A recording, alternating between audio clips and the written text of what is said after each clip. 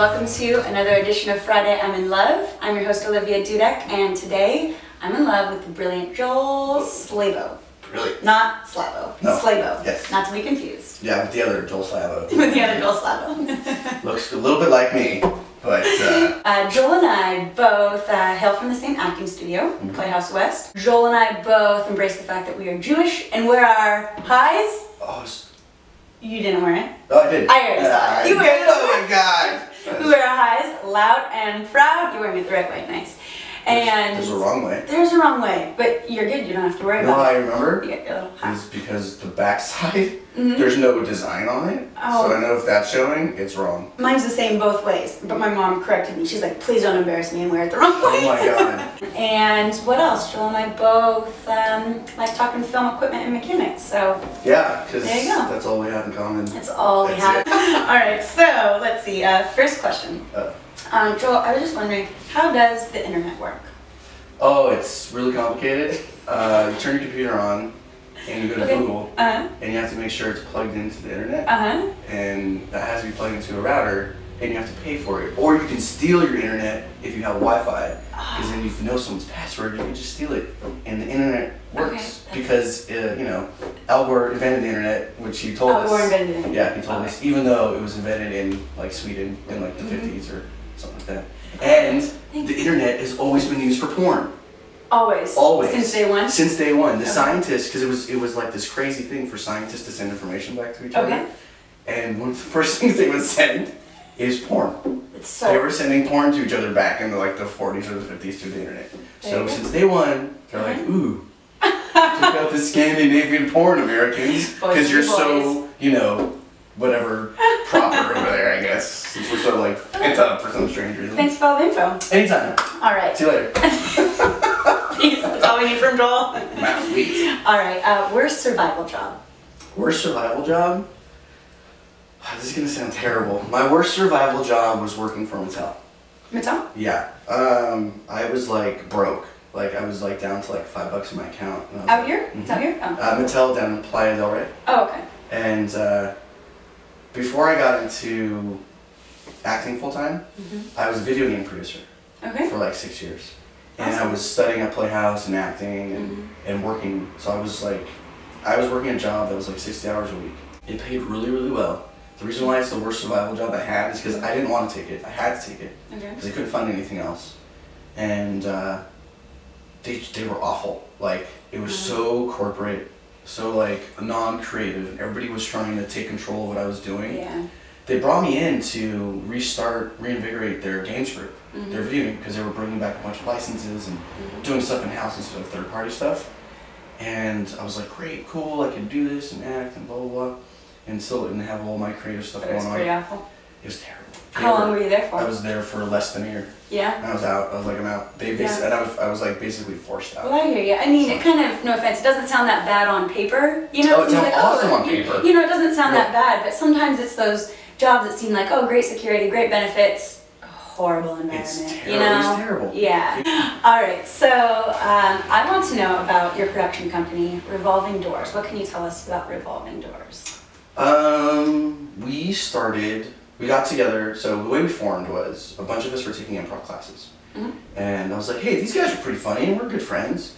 And I'm getting tired of not doing as much as I want to do. And so we decided, I was like, hey, let's get together and let's talk about stuff we want to do. So it started out with, there's like 3 of us. It was me, Tom Hensley, Andrew Carnauer, and Jeremy Woodland, and Nick Vukocevic. And we started getting together talking and formulating plans and schemes to take over the world.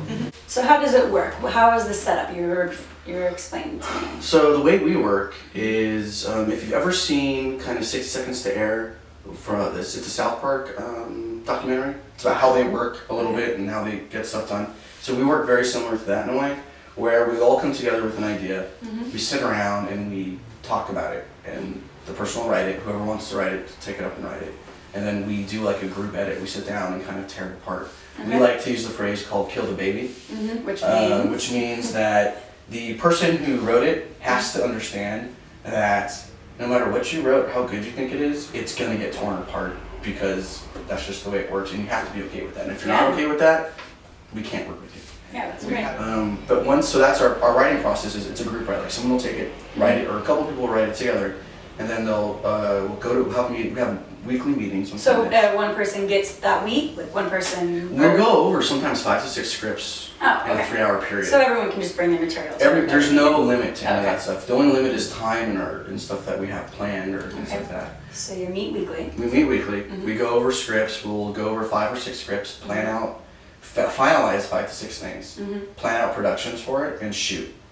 And once we'll shoot, hopefully for 5 or 6 weeks in a row, get a good bank of material, and then start the editing process. And while we're editing, we're shooting or writing. So we have a nice system where the wheels are always spinning. So we're always hopefully trying to do adequate stuff. So wait, what do you guys shoot on? First off, how many different cameras do you guys use? We've shot on the Canon 7D. Okay. We've shot on the 60D. Okay. We've shot on Canon 5D Mark II, Canon 5D Mark III. Panasonic GH4 is the current camera that we're using. We've shot on the Red Scarlet. Okay. And we have shot on, that's all. That's do you guys still rotate your cameras, or do you just use the one for the time being? Right now our main camera is the Panasonic GH4. Okay. Shoots 4K, it's a great camera.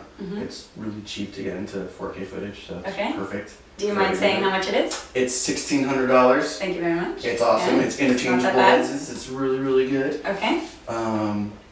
Yeah, it's a great camera. You can't beat the quality. How did you get your agent? It took a couple of years to get, and I got it basically going through just doing mailers. Mailers, interesting. Hard like package mailers. And I love it. I get a different answer from everyone. So there you go. I mean, there's no. No, everyone always says, don't do mailers, they don't work. You know what? Rules need not apply. That's right. That's awesome. So you did the mailers, and then you were called in to read, or what? They called me in for a meeting. They said, hey, we'd love to meet with you. And I was like, awesome, great. And we talked for like half hour, and they were like, okay, let's have you do some copy real quick. It was like this stupid like commercial copy. It wasn't like it was like a car promo copy thing. I was like, okay, so they gave me like 5 minutes to look it over, and I did it, and I was like, okay, cool, and we said goodbye, and I left, and they called me back a couple days later, and I was like, yeah, we'd love to sign you, and I was like, okay, great. Nice. I had a meeting with with different agents and managers who obviously didn't sign me, but they're like, we like your stuff. He's like, whatever you do, just don't quit, just keep doing it. And I was like, that's the best career advice you can give anybody, because this industry, it's very public, so everyone sees how terrible it is. But coming from a corporate world and a different side of entertainment, video game stuff, which is super close to making the film. I mean, you can line them up like side by side, and there's a few differences. But making a film, making a video game, it's the same thing. So coming from that side to this, the thing you always have, any job industry, anything you want to eventually do, you just don't quit. And just keep learning from mistakes, learning from other people, and just keep working at it. As long as you do that, eventually you'll get there. How about this? What's one thing you do every day that nobody knows about? Oh, that's an easy one. Yeah? It's kind of funny. Okay, it's kind of funny. Beware. So, I sleep naked because it's just more comfortable for me. Because I get really hot and it's just like, I don't know, it's just, I like it. Got it. So every morning when I wake up, I'm naked. I'm scared. I look in the mirror and I'm like, yeah. Every day? Every day. I'm like, I do that. Naked? Naked. Naked. I think it's hysterical. It makes me laugh every morning. Is it the first thing you do when you wake up? It's the first thing I do. I go to the bathroom and I look in the mirror and I'm like, yeah. Alright. Eyes wherever. High five? High five? Oh